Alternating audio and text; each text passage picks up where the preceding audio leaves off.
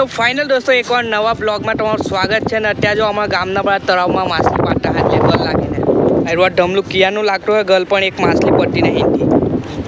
તમે શું કહેવા માંગે આનાથી માછલીની પડતી દે એ પણ ભાઈ ટુંગા માછલી પાડું બોલ જે તે નહીં કઈ કઈ માછલી એ કઈ નવી આવી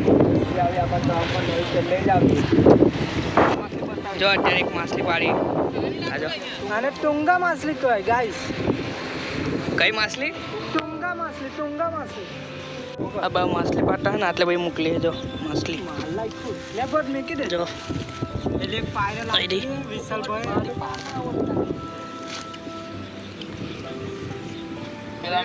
યુટ્યુબર હાવ લાગલે છે એને જો ચાલ્યો